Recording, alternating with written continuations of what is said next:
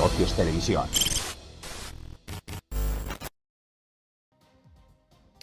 Muy buenas tardes, bienvenidos de nuevo a Negocios Televisión, bienvenidos de nuevo al informativo con el foco puesto en la actualidad en las últimas horas, por supuesto, del conflicto en Oriente Medio, del conflicto en Ucrania, donde Rusia está advirtiendo en los últimos minutos que se espera, que no descarta ataques de falsa bandera por parte de Ucrania. Enseguida les contamos todos los detalles, pero empezamos poniendo el foco en Israel. Están hablando de 18 misiles disparados hacia Israel desde el Líbano. Apuntan a que hoy se han disparado hasta 18 misiles contra el noroeste de Israel desde la frontera libanesa, es lo que dicen tanto la radio como los medios del ejército de Israel. De hecho, apuntan también a que el propio ejército de Israel habría derribado ya hasta 8 de los misiles que se dirigían hacia el kibutz de Rosh Hanikra, mientras sonaban también las sirenas en la zona. Los ataques, eso sí, no han causado heridos ni daños por el momento.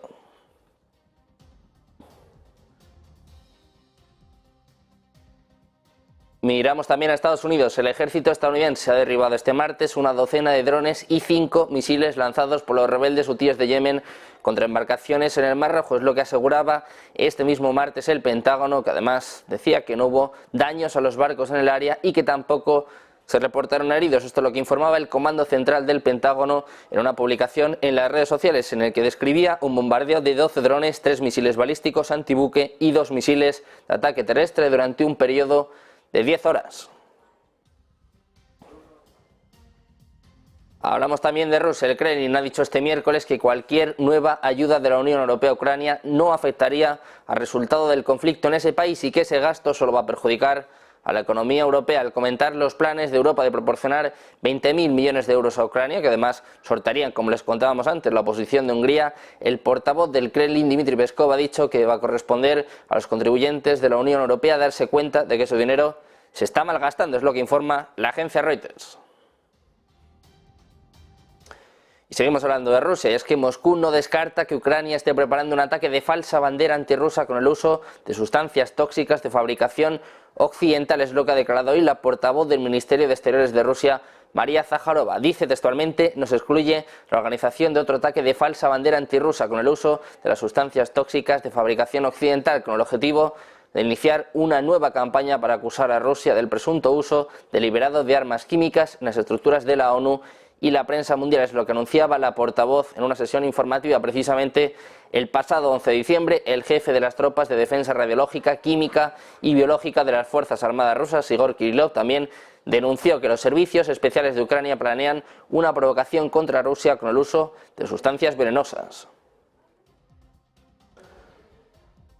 Y hablamos precisamente de Ucrania. El máximo jefe del ejército ucraniano ha dicho que Rusia podrá convertir cualquier ciudad en otro Bakhmut en apenas cuestión de meses. Dice que en el caso de que se prive a Kiev de la tecnología militar necesaria y de nuevos reclutas, esto es lo más probable. Valery Zaluzhny, el comandante en jefe de las Fuerzas Armadas de Ucrania, dijo este martes que Ucrania necesita más personas, armas y municiones para seguir luchando. Además, añadió: cualquier pedazo de nuestra tierra es querido para nosotros, ya sea Bakhmut o Avdiivka. Dice: defenderemos nuestra tierra lo más ferozmente posible, pero si no tenemos suficientes fuerzas para ello, es mejor preservar la vida de nuestro pueblo. Añadía además: por supuesto, tomaremos esa decisión y preservaremos la vida de las personas y luego recuperaremos el territorio, pero esto es lo más importante, dijo: el enemigo tiene la oportunidad de acumular fuerzas, incluyendo artillería y aviación, en cualquier sector y puede convertir cualquier ciudad en otro Bakhmut en cuestión de 2 o 3 meses.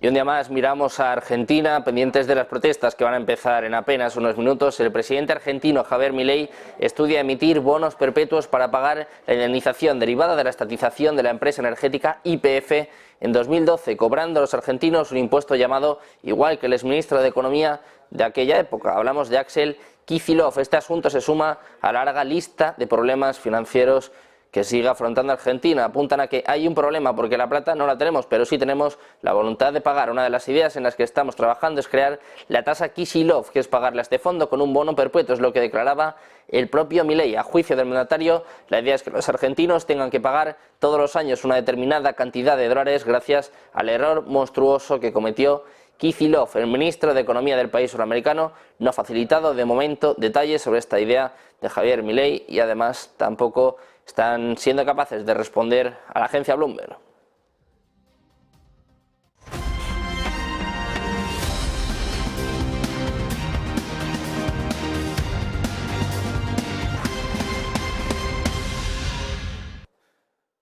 Bienvenidos de nuevo a Negocios Televisión, bienvenidos un día más a repaso informativo, pendientes de la actualidad de las últimas horas, de todas las noticias, y empezamos un día más mirando al conflicto en Oriente Medio. 18 misiles disparados hacia Israel desde el Líbano en las últimas horas. Hoy, como les contamos, han disparado hasta 18 misiles contra el noroeste de Israel desde la frontera libanesa, según están apuntando tanto la radio como los medios del ejército de Israel, que apuntan, eso sí, a que su ejército ha derribado 8 de los misiles que se dirigían hacia el kibutz de Rosh Hanikra, mientras sonaban las sirenas en la zona. Los ataques apuntan a que no han causado ni heridos ni daños.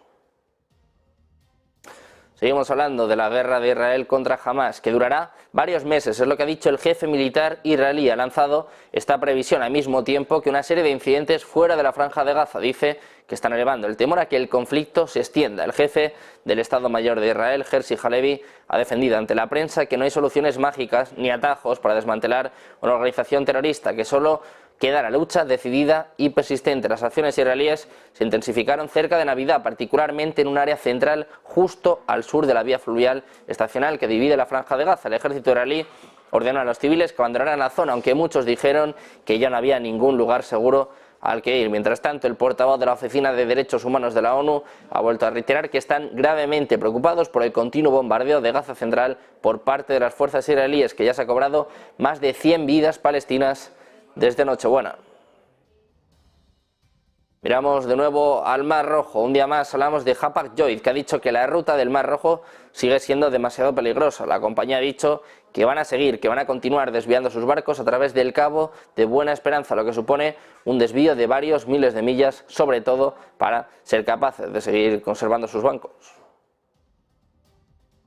Miramos también un día más a la ONU, que ha nombrado a Sigrid Kaag, viceprimera ministra de Holanda, como coordinadora humanitaria para Gaza. Su función es coordinar, supervisar y verificar los envíos de ayuda humanitaria a Gaza, al tiempo que va a establecer un mecanismo de la ONU para acelerar las entradas de ayuda a través de estados que no formen parte del conflicto. La semana pasada, el Consejo de Seguridad de la ONU establecía que la ayuda a la franja de Gaza se va a entregar a escala. Kaag va a comenzar a ejercer sus nuevas funciones a partir del 8 de enero de 2024.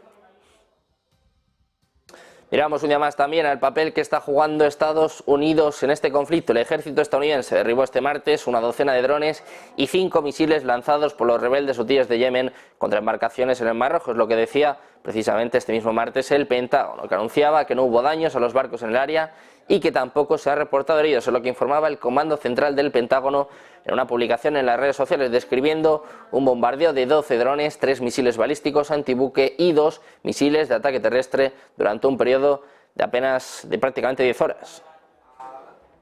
Seguimos hablando de Estados Unidos. El asesor de Seguridad Nacional de la Casa Blanca, Jake Sullivan, y el ministro de Asuntos Estratégicos de Israel, Ron Dermer, han discutido la planificación para el día después de la guerra entre Israel y Gaza, incluida la gobernanza y la seguridad del hogar, es lo que apunta funcionario de la Casa Blanca. Durante esta reunión en Washington, que tuvo lugar en el día de ayer, los dos mandatarios también discutieron los esfuerzos para traer a casa a los rehenes restantes y una transición a una fase diferente de la guerra para maximizar el enfoque en objetivos de alto valor de Hamas, es lo que citaban altos funcionarios citados por la agencia Reuters.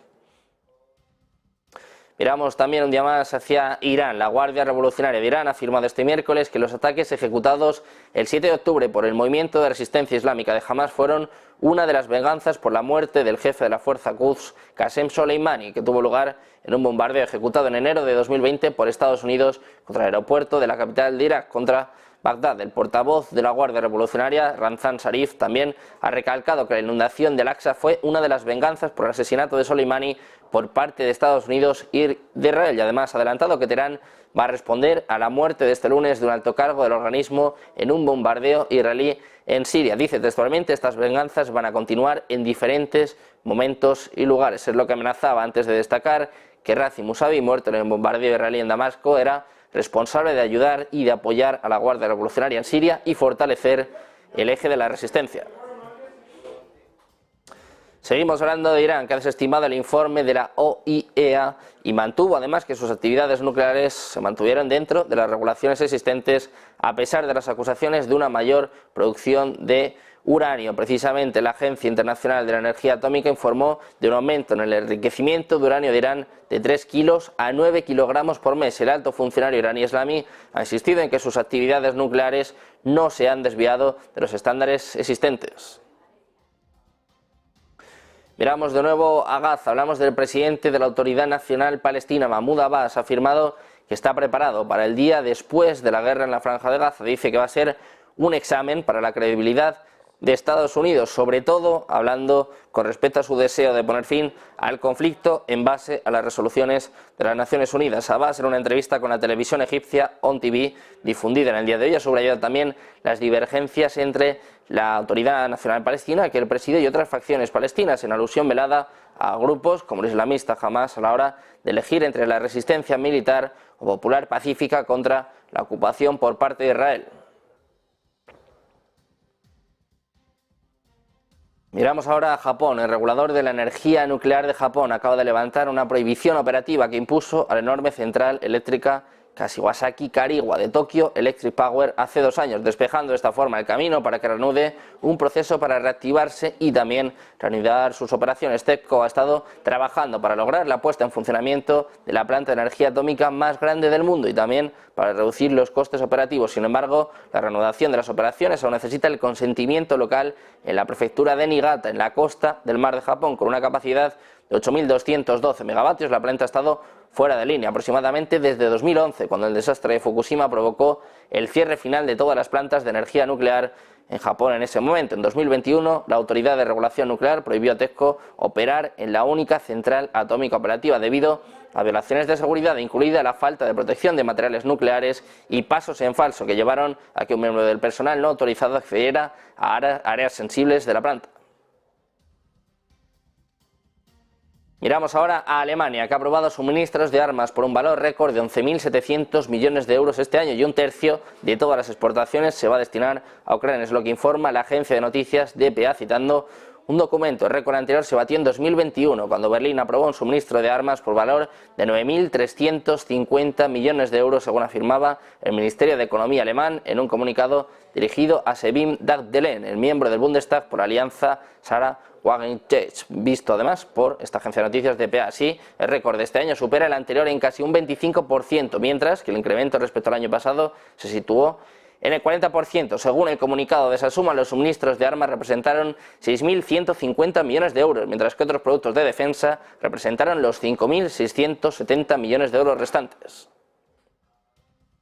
De Alemania pasamos a hablar de la OTAN. El Comité de Relaciones Exteriores del Parlamento turco ha dado luz verde al protocolo de adhesión de Suecia a la OTAN. Es el primer paso para la aprobación definitiva que deberá tomar la Asamblea General de Turquía. La semana pasada, Recep Tayyip Erdogan, el presidente turco, confirmó que el voto positivo para que Suecia avanzase hacia la plena membresía en la OTAN dependía de que Estados Unidos aprobase la compra de aviones F-16 por parte de Ankara. Y hablamos también de Corea del Norte. Los barcos fantasmas del puerto de Corea del Norte ponen en peligro a Ucrania. Están aumentando los envíos de armas a Corea del Norte y peligra la ayuda a Ucrania. Las imágenes por satélite muestran un repunte de la actividad en un puerto cercano a Rusia, en concreto un puerto norcoreano inactivo cerca de la frontera con Rusia ha vuelto a la vida, alimentando lo que según los expertos es un floreciente comercio de armas destinadas a los frentes de Ucrania, que al mismo tiempo está reforzando la anémica economía gestionada por Kim Jong-un. Las imágenes por satélites del puerto de Nayín, tomadas entre octubre y diciembre, muestran un flujo constante de barcos en las instalaciones, cientos de contenedores de carga y descarga y vagones de ferrocarril listos para transportar mercancías. De Corea del Norte pasamos a hablar ahora de la Unión Europea. Está preparando un nuevo plan de ayuda a Ucrania por valor de 20.000 millones de euros. Ojo, porque esto podría eludir la postura contraria de Hungría sobre la financiación del país en guerra. Se trata de un modelo financiado con deuda, es decir, los Estados miembros emitirían garantías al presupuesto de la Unión Europea, con lo que la Comisión podría pedir prestado el dinero a los mercados de capitales, una estructura similar a la usada para financiar a los países de la Unión Europea a corto plazo durante la pandemia de COVID. Este sistema no requeriría garantías de los 27 Estados miembros siempre que se incluyera a los Estados con mejores calificaciones crediticias, lo que impediría a Orbán vetar esta partida presupuestaria. Seguimos pendientes de toda la actualidad, de todas las noticias. Hacemos una breve pausa, un par de minutos, y enseguida volvemos con más información aquí en Negocios Televisión.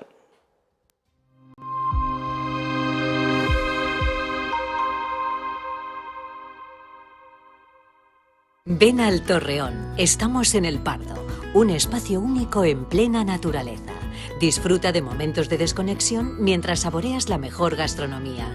Disponemos de 7 amplias terrazas y salones para todo tipo de eventos. Degusta nuestros exquisitos platos acompañados de una selecta bodega de vinos. A tu servicio, un gran parking y zona infantil. Abierto los 365 días del año. Cocina ininterrumpida desde las 10 de la mañana hasta las 12 de la noche. Haz tu reserva.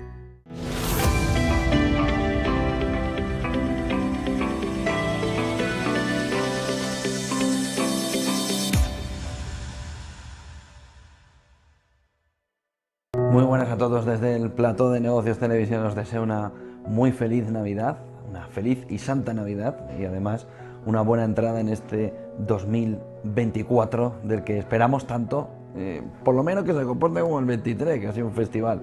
De tal manera que en familia, donde estén, disfruten de esta Navidad, disfruten de esta Navidad que nos va a acercar a ese 2024 del que tanto esperamos, ¿no? Elecciones en Estados Unidos, elecciones en Europa, más de 40 elecciones por todo el mundo. Estaremos pendientes aquí en Negocios Televisión de intentar darle toda la fotografía de cómo viene la economía a nivel mundial y de darle también toda esa imagen de cómo va avanzando, no solo la economía, sino toda esa fotografía de un mundo que está en continuo cambio y que en 2024 va a ser un punto clave para ir viendo cómo va avanzando. Feliz Navidad, feliz entrada al 2024.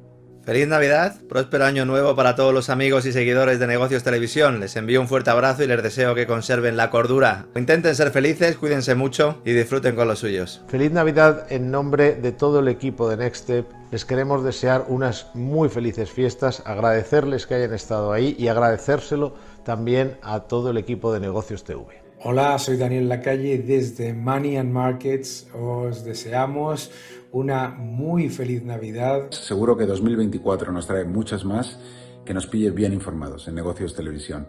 Felices fiestas.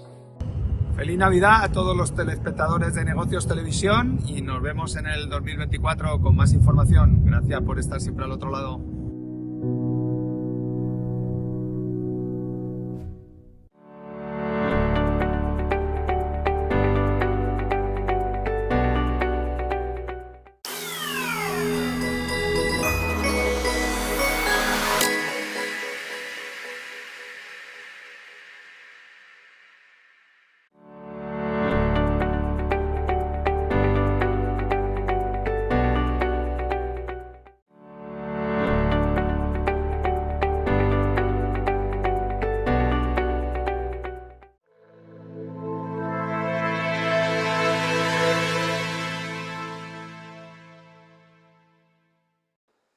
Ya de vuelta en Negocios Televisión, pendientes como siempre de la actualidad y pendientes también del conflicto en Ucrania. El Kremlin ha dicho este miércoles que cualquier nueva ayuda de la Unión Europea a Ucrania no afectaría al resultado del conflicto en ese país y que ese gasto solo va a perjudicar a la economía europea. Al comentar los planes de Europa de proporcionar 20.000 millones de euros a Ucrania, que sortarían además la oposición de Hungría, el portavoz del Kremlin, Dmitry Peskov, ha dicho que correspondía a los contribuyentes de la Unión Europea darse cuenta de que su dinero se estaba malgastando.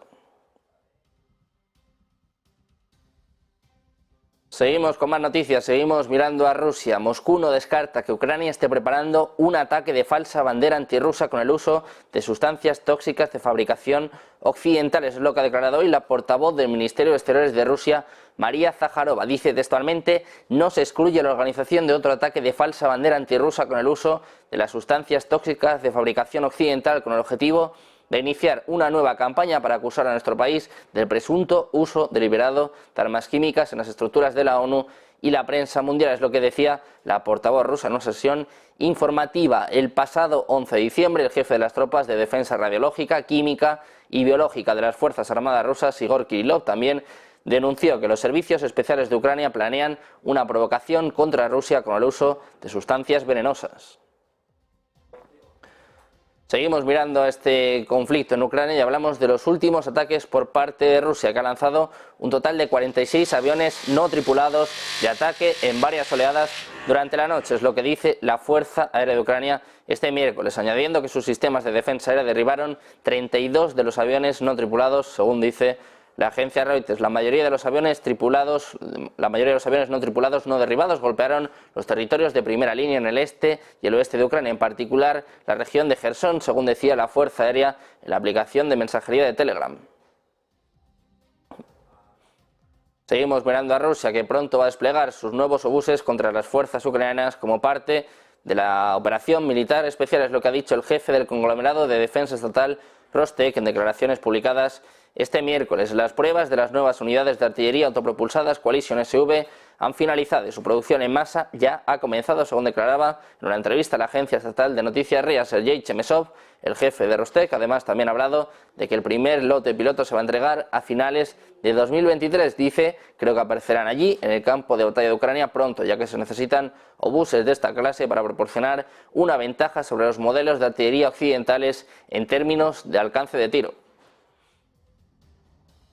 Y seguimos hablando de estos obuses que no solo se van a desplegar en el conflicto en Ucrania, sino que también van a llegar a Noruega y a Finlandia, en concreto a sus fronteras. Rusia pronto va a desplegar sus obuses más nuevos en sus fronteras con Finlandia y Noruega, según dicen altos funcionarios. El primer lote de unidades de artillería autopropulsada se va a entregar al distrito militar del norte de Rusia a finales de 2023, según dice el jefe del conglomerado de defensa estatal. Rostec dice que además, como os contábamos antes, son necesarios para ofrecer una ventaja sobre los modelos de artillería occidentales, y además llega en un momento en el que Moscú ha repetido en varias ocasiones, ha acusado a Occidente de librar una guerra por poderes contra Rusia en Ucrania y está amenazando con acumular fuerzas a lo largo de sus fronteras occidentales después del acceso de Finlandia a la alianza de la OTAN liderada por Estados Unidos. Para que se hagan una idea, los obuses tienen un alcance de hasta 40 kilómetros y están equipados con un moderno cañón 2A88 de calibre 152 milímetros con una velocidad de disparo de más de 10 disparos por minuto y con un moderno sistema de automatización de los procesos de disparo, de apuntamiento, de selección de objetivos y navegación. Seguimos con más noticias. El Ministerio de Defensa de Rusia ha informado hoy de la puesta en órbita de un nuevo satélite militar. Es el quinto que el país lanza este año, según la agencia de noticias EFE. En el tiempo previsto, el aparato espacial ha alcanzado la órbita programada y ha quedado bajo el control de los medios terrestres de las fuerzas aeroespaciales. Es lo que señalaba el Departamento de Defensa en un comunicado difundido por las agencias oficiales rusas. Añaden además que hay comunicación telemétrica estable con el satélite y que todos los sistemas de a bordo funcionan con normalidad. El sistema militar fue lanzado a las 10:03 hora de Moscú con un cohete ligero Soyuz 21B desde el cosmódromo de Plesetsk, situado en la región de Arjángelsk, en el norte de la parte europea de Rusia. Los anteriores 4 lanzamientos de satélite militares tuvieron lugar el 21 de diciembre, el 7 de agosto, el 27 de mayo y el 23 de marzo.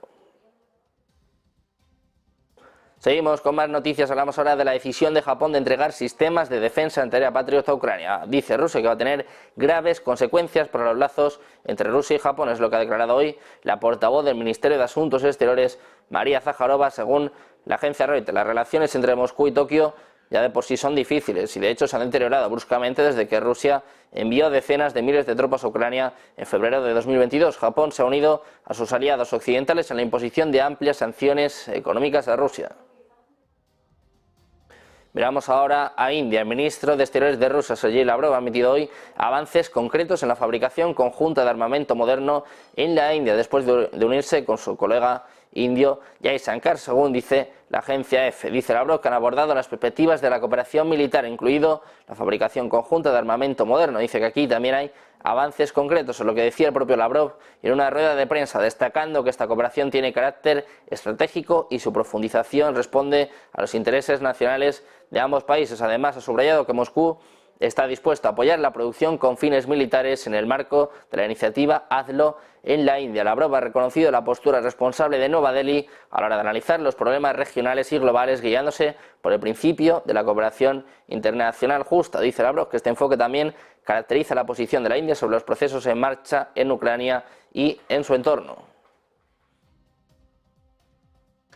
Miramos ahora a Ucrania. Hablamos de la reciente conferencia de prensa de fin de año del presidente ucraniano Volodymyr Zelensky, que señaló que Kiev carece de confianza en su futuro y que Occidente se ha cansado de los reveses políticos de Ucrania. Es lo que dice hoy la portavoz del Ministerio de Asuntos Exteriores ruso, María Zaharova. Dice que todo el mundo ha visto la falta de confianza del régimen de Kiev sobre su propio futuro en medio de la creciente fatiga occidental por sus fracasos. Es lo que decía Zaharova en una conferencia de prensa, donde además añadía que las súplicas de sus subordinados ucranianos están causando cada vez más irritación en Washington, Londres y Bruselas. Dice Zaharova que existe una creciente renuencia entre la gente corriente de la sociedad occidental a alimentar al régimen corrupto con sus propios bolsillos. Además dice que cuanto antes Occidente se dé cuenta de que la solución del conflicto ucraniano que él mismo provocó solo es posible mediante el logro de los objetivos de la operación militar especial, antes llegará la paz.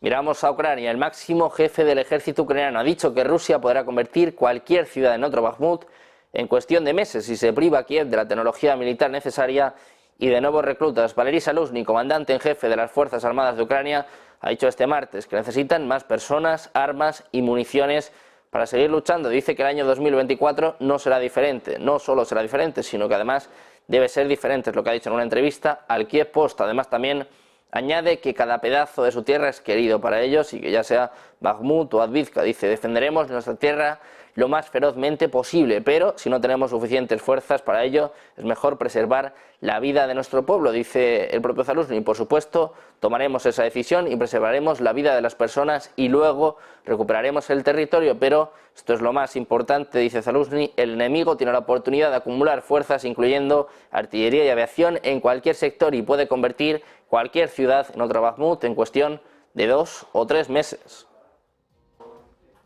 Seguimos con Ucrania, seguimos hablando de advertencias, y es que Ucrania va a tener que posponer el pago de los salarios y pensiones de los funcionarios a millones de sus ciudadanos si tanto la Unión Europea como Estados Unidos no proporcionan ayuda financiera a principios de 2024, es lo que ha afirmado la ministra de Economía, Yulia Sviridenko. Habla de un posible retraso en los salarios de 500.000 funcionarios y 1,4 millones de docentes, así como en el pago de las pensiones de 10 millones de pensionistas ucranianos. Ucrania advirtiendo sobre los retrasos en pensiones y salarios, pidiendo una vez más ayuda a Occidente.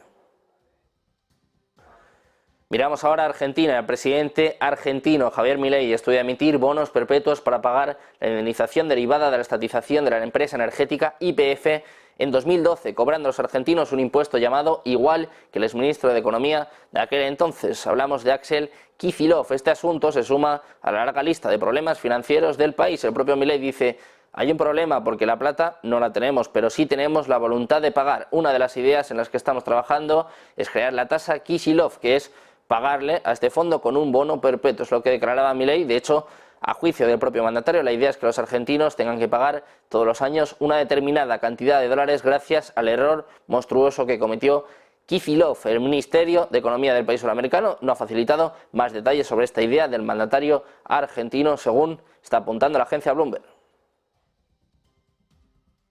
Y seguimos mirando a Argentina. El presidente Javier Milei ha afirmado este martes que va a organizar una consulta popular en caso de que el Congreso argentino rechace el decreto de necesidad y urgencia, por el que se eliminan numerosas leyes y normas para regular la economía y permitir la privatización de empresas públicas. Dice Milei: si me rechazan el DNU, llamaría a un plebiscito o una consulta popular. Es lo que ha dicho en una entrevista con La Nación, en la que además ha pedido a los congresistas que expliquen por qué se oponen a algo que beneficia a la gente. Milei ha considerado que quienes se oponen no tienen conciencia de la gravedad de la situación y ha alegado que aquellos que se manifiestan en contra de sus medidas no pueden aceptar que perdieron y que la población eligió otra cosa. Dice Milei: esta apunta contra los corruptos que agarran algún negocio negociando alguna ley. Dice además, apunta a que los legisladores contrarios no pueden morder más sobornos.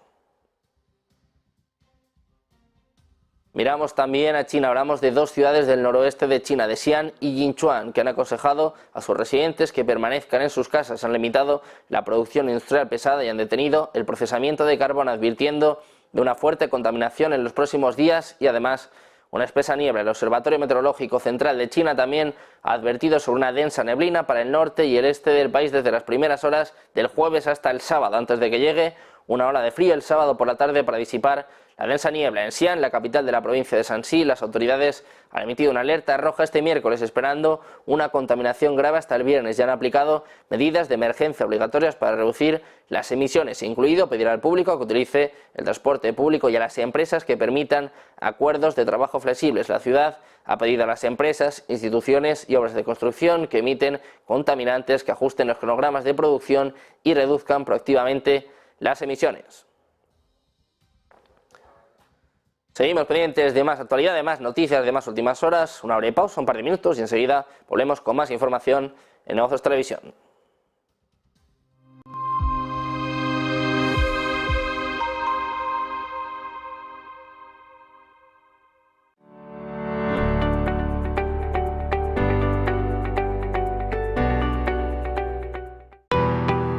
¿Qué es Bitcoin? Hoy vamos a explicarles qué es exactamente Bitcoin, explicándoles los conceptos básicos para que entiendan esta criptomoneda de la que todo el mundo lleva años hablando. Esta explicación les servirá para saber también qué son exactamente las criptomonedas y cómo funcionan, para que puedan tener una noción un poco menos técnica de cómo funciona todo esto y a lo que nos referimos con cada término. Bitcoin es una criptomoneda o moneda virtual, concretamente la primera que fue desarrollada. Es la criptomoneda que le ha marcado el camino a todas las demás que llegaron después utilizando su tecnología. Esta tecnología es la cadena de bloques o tecnología blockchain, que también se utiliza para otras cosas. La primera de las criptomonedas fue creada por Satoshi Nakamoto, que es el seudónimo que corresponde a una persona que nadie sabe exactamente quién es, aunque sí que es cierto que ha habido muchas teorías. Esta persona publicó en 2009 un artículo en el que describía un sistema de pagos P2P al que llamó Bitcoin. Al cabo de unos meses, él mismo publicó la primera versión del software que permite gestionar la red de la moneda y que además empieza a interactuar con los primeros interesados en foros. La cantidad total de bitcoins que se emiten cada año está determinada por su algoritmo y pasa lo mismo con el resto de criptomonedas. Bitcoin está desarrollado para que cada 4 años se reduzca por 2 su producción y para que solo se emitan un total de 21 millones de bitcoins. Después simplemente dejarán de crearse. Esto es una diferencia fundamental con las monedas convencionales, puesto que los bancos modifican su valor a su libre albedrío. Por lo tanto, las monedas se pueden devaluar, mientras que Bitcoin quiere ofrecer algo más de estabilidad. En definitiva, entre los usos más destacados de Bitcoin cabe mencionar los siguientes, como por ejemplo pagar utilizando estas propias criptomonedas, obtener intereses por los bitcoins que poseas, algo similar al concepto de un depósito bancario, también obtener un préstamo utilizando como garantía tus bitcoins, cubrir tu exposición financiera con derivados en mercados regulados y por último obtener réditos de inversión mediante la compra-venta de bitcoins, al ser un activo que teóricamente tiende a revalorizarse en un escenario de demanda constante.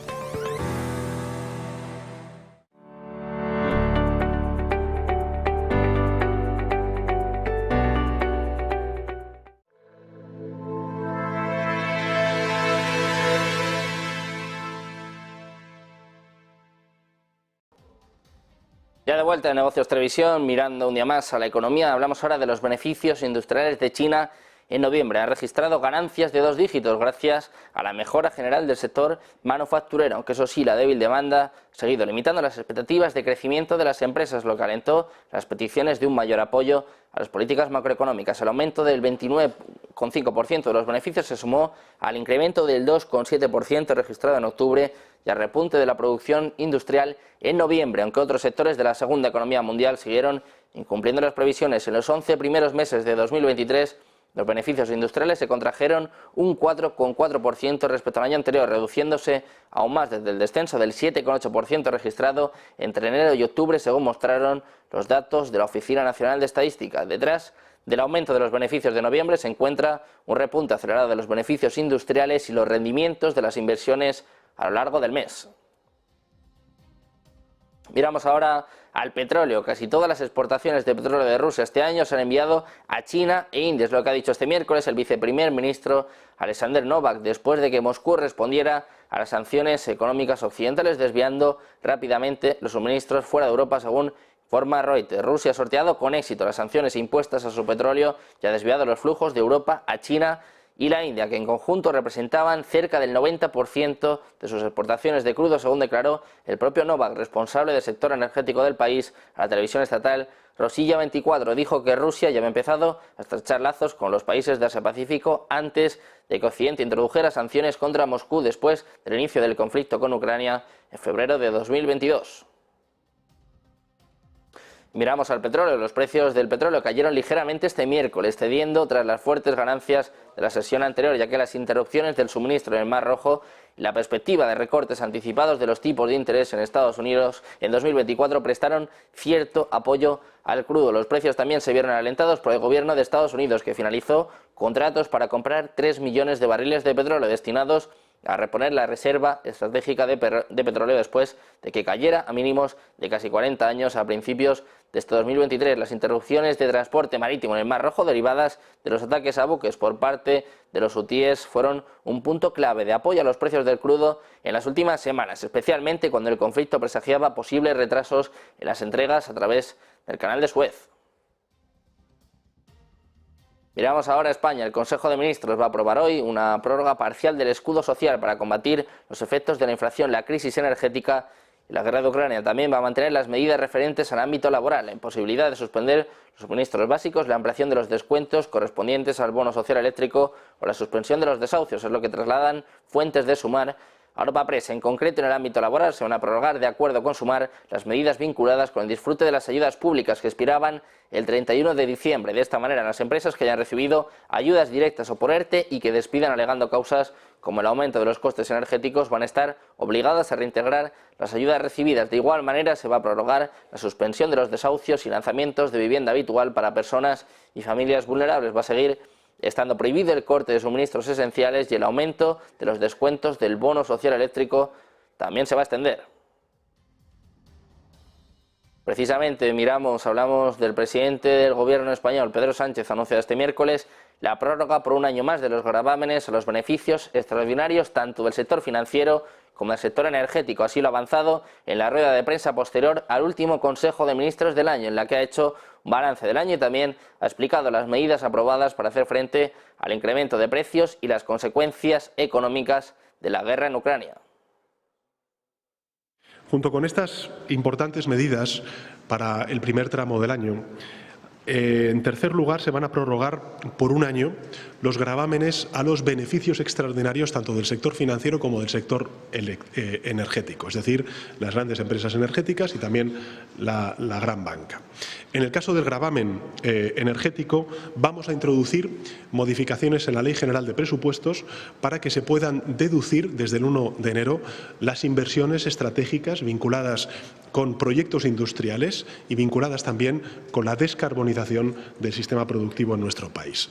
Y también el compromiso de la revisión en el año 2024 de una figura tributaria que pasará ya a contar con un carácter permanente. Como saben ustedes, el impuesto fue diseñado con una pervivencia de 2 años, vencería el 31 de diciembre de este año, del año 2023, y por tanto lo que hemos hecho ha sido garantizar su pervivencia a partir del año 2024, una vez revisada en el sentido que antes les he expuesto sobre las inversiones vinculadas con proyectos industriales para la descarbonización de nuestra economía. Como han podido escuchar, en el caso del gravamen energético, Sánchez ha explicado que se van a introducir modificaciones en la Ley General de Presupuestos para que se puedan deducir desde el 1 de enero las inversiones estratégicas vinculadas con proyectos industriales y con la descarbonización del sistema productivo en el país.